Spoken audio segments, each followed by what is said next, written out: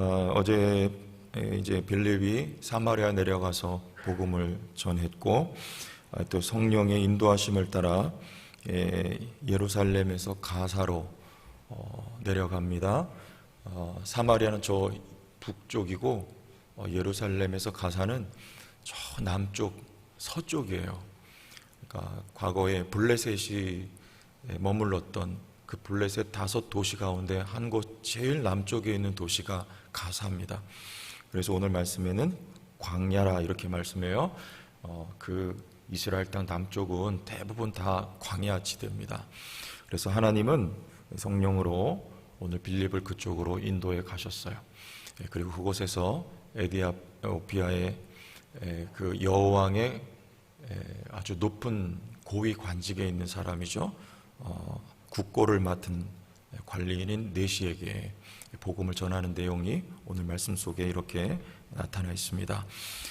자, 여러분, 근데 어제 그 앞에 나왔던 우리 같은 사도행전 8장이지만 앞에 나왔던 이야기하고 오늘 여기 26절 이하에 나오는 이 이야기하고 여러분 어떤 대조가 있을까요? 이렇게 눈으로만, 우리 느낌으로만 이렇게 봐도 두 이야기가 대조가 되고 있는데, 어제 이야기는 이슈가 뭡니까? 주로 기적이죠. 기적.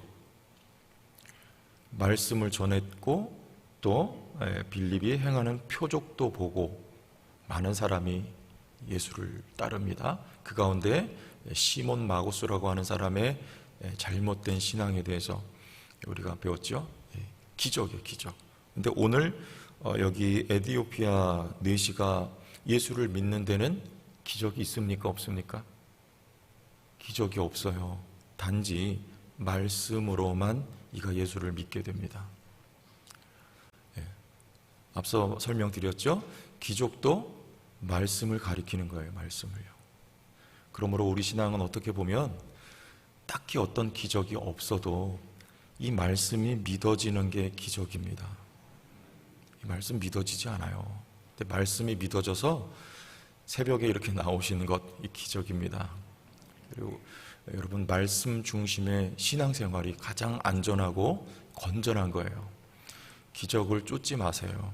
과거에 MBC에 기적을 쫓는 사람들 그래가지고 이 부흥사들, 목사님들 기적 일으키는 거 방영된 적도 있고 했는데, 여러분, 기적을 쫓다 보면 잘못된 길로 가기가 십상입니다.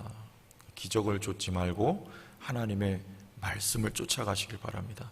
우리 교회가 하나님의 말씀을 쫓는 교회가 되면 돼요. 그래서 이 성령께서 오늘 역사하시는 몇 가지 그 내용들을 나누는데, 첫 번째, 좀 전에 말씀드렸듯이 성령은 말씀을 통해서 역사하세요. 말씀과 함께 말씀을 통해서 성령은 일하신다. 여러분들이 이것을 우리 개혁주의 신학의 성령론 가운데 하나예요. 성령은 말씀과 함께 말씀을 통해서 일하세요.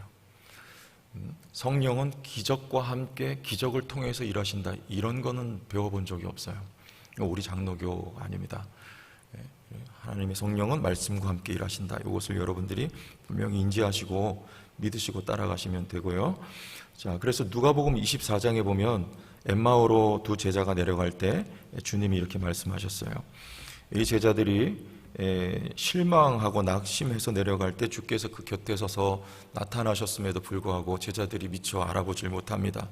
우리에게 이런 일들이 있었는데 지금 그 예수님은 우리 눈에 보이지 않습니다. 낙심하고 있는데 주님이 이런 말씀을 하시죠. 이르시되 미련하고 선지자들이 말한 모든 것을 마음에 더디 믿는 자들이요. 뭘 믿지 못합니까? 말씀을 믿지 못하는 거예요. 그리스도가 이런 고난을 받고 자기의 영광에 들어가야 할 것이 아니냐 하시고, 이에 주님은 어떻게 하세요? 모세와 모든 선지자의 글로 시작하여, 시작도 말씀이고 모든 성경에 쓴 바 자기에 관한 것을 자세히 설명하시니라. 여러분, 이 성경은 누구를 가리키는 것입니까? 가리키고 가르칩니까? 예수 그리스도를 성경은 가리키고 예수를 가르치는 게 성경이에요. 우리가 이 성경을 배워 예수가 누군지, 하나님이 어떤 분인지 알아요. 예수께서 이렇게 말씀을 하셨어요. 그리고 그러자 그들의 눈이 밝아져 그인 줄 알아보더니, 그래요. 뭘 듣고요? 말씀을 배우니까. 그런데 우리 지금 다음 세대들은 아무리 말씀을 배워도 잘 모르는 경우 있잖아요. 제자들은 금방 깨달는데, 성령이 역사하시면 돼요. 성경을 백독을 해도 성령의 감동이 없으면 예수님 모를 수 있습니다. 고등학교 때 우리 선생님 한 분이 방학을 맞이하여 마음 접고 내가 성경을 한번 읽어보겠다. 그리고 개학하고 오셨는데 내가 다시는 성경 안 읽는다. 어디서 멈췄냐면 마태복음 1장 읽다가 그냥 집어치웠대요.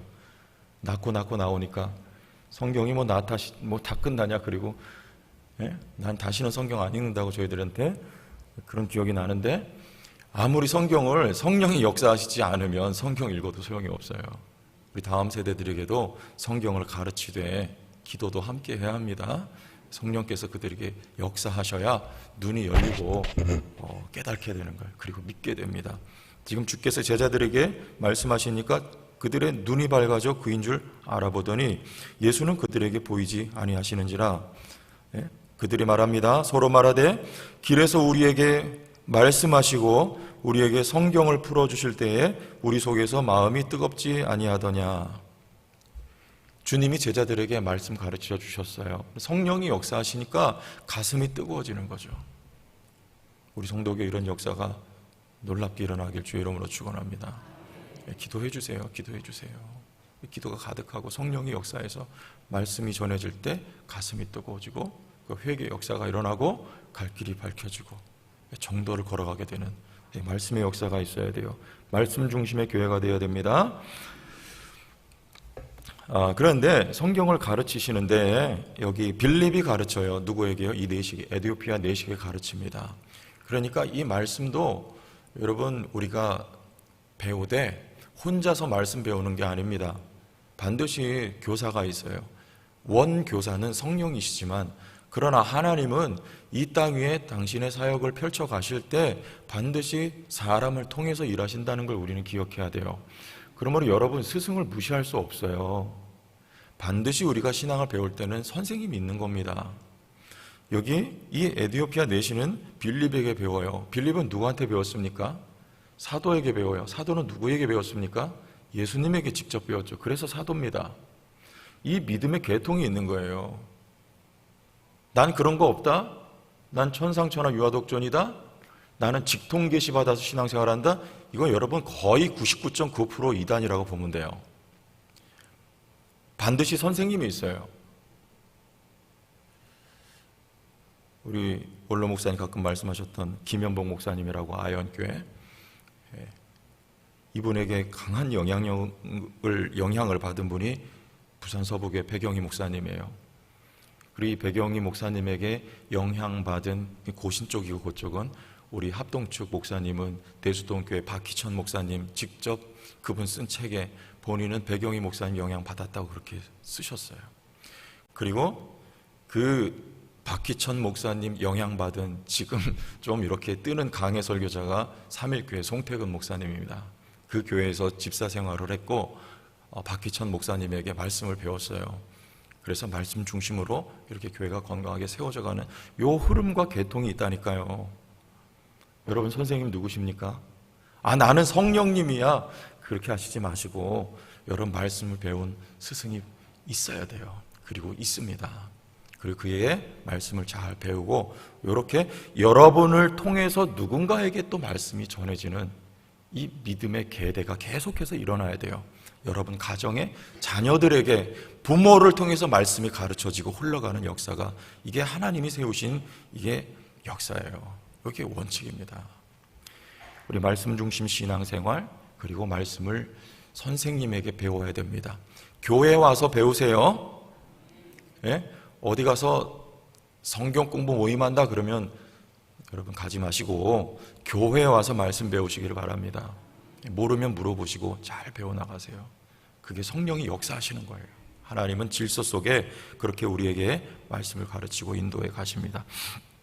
한 가지 더 이 성령의 역사는 타이밍이 분명합니다. 27절과 28절 보세요.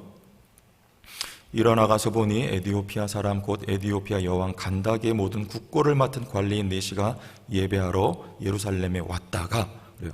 누가 일어나서 갑니까? 성령이 지시하시고, 그리고 빌립이 갑니다. 가사로. 그런데 가서 보니까 그때 때마침 예루살렘에 절기에 예배하러 왔다가 이 네시가 돌아가는 길에, 기가 막히지 않아요? 이는 아마도 에디오피아는 흑인들이잖아요. 구스 사람 구약에. 그런데 개종한 유대인이에요. 그래서 예루살렘에 절기 때 예배하러 갔다가 돌아가는 길이죠. 그 길에 그 타이밍에 빌립이 이 네시를 만나는 거예요. 여러분 어떻게 이럴 수 있습니까? 기가 막히죠. 정확하죠. 그리고 또 더 놀라운 것은 28절에 보니까 돌아가는데 수레를 타고 선지자 이사야의 글을 읽더라 그래요. 놀랍지 않아요? 이 네시를 만날 뿐만 아니라 수레에서 이사야의 선지자의 글을 읽고 있었어요. 어떻게 이럴 수가 있어요? 밥 먹고 있을 수 있는 거 아니에요? 근데 성경 볼 때 정확하게 만나요. 근데 더 놀라운 건 그 성경의 내용이에요. 뭡니까? 우리 32절과 33절에 나오는 이사야서에 예수 그리스도를 가리키고 있는 그 말씀을 펴서 당시에는 책을 읽을 때 소리를 내서 읽었단 말이에요. 빌립이 곁에 가서 그 읽는 소리를 들으니까 정확하게 이사야서에 있는 예수님을 가리키고 있는 말씀을 읽고 있었어요. 그 말씀으로부터 시작하여 복음을 전하니까 네시가 예수님을 믿게 되는 거예요. 성령의 역사는요, 여러분 그 타이밍이 정확합니다. 이르지도 않고 늦지도 않아요. 여러분의 인생길에 빨리 왔으면 좋겠죠. 그러나 정확한 때에 하나님이 우리에게 역사하세요. 아브라함이 왜 25년을 기다려야 했는지 아세요? 정확한 때 그 100세에 하나님이 역사하시는 거예요. 25년이 아브라함에게 꼭 필요했기 때문에 허락하신 시간이에요. 그러나 그 시간이 지나서 하나님은 때가 되어 아들을 약속하신 대로 주셨던 것처럼 성령의 역사는 정확합니다. 틀리지 않아요. 여러분 성령의 역사를 믿고 기대하고 인내하고 따라갈 수 있길 바랍니다. 늦는다, 오지 않는다, 지루하다, 언제 오냐, 그럼 내가 막 앞서서 가버리면요, 여러분 굉장히 고생하게 돼요. 그러면 안 됩니다. 기다려야 돼요. 그리고 쫓아가고 따라가야 돼요. 인내하면서 가야 돼요. 그러면 정확한 때에 하나님의 역사가 여러분의 삶에 펼쳐지게 되어 있어요. 성령의 열매는 뭡니까? 마지막으로 기쁨입니다. 자, 우리 어제 말씀에도 우리 8절 보면 빌립이 복음을 전하자 그 성에 큰 뭐가 있더라? 기쁨이 있더라 그래요. 복음을 들으면 여러분 마음속에 기쁨이 솟아나는 거예요. 하나님의 말씀을 듣고 나면 기쁨이 있습니다. 오늘 읽었던 말씀에도 39절 말씀에 보면 둘이 물에서 올라올새 주의 영이 빌립을 이끌어 간지라 내시는 기쁘게 길을 가므로 그래요. 복음을 듣고 예수를 믿자 기쁨이 있는 거예요. 기쁨이. 성령의 열매 희락입니다. 여러분 우리 성도교회 가운데 기쁨이 있는 기쁨의 교회가 되길 바랍니다. 슬픔의 교회, 부정적인 언어가 오가는 교회, 이런 거는 이제 그만 끝. 이제는 기쁨의 교회, 성령이 역사하시는 교회, 밝은 교회, 이런 교회가 될 수 있길 주의 이름으로 축원합니다. 말씀 중심의 교회가 됩시다. 여러분 교회에 와서 말씀을 배웁시다. 그리고 하나님의 때를 기다립시다. 기쁨이 넘치는 교회가 되길 주의 이름으로 축원합니다.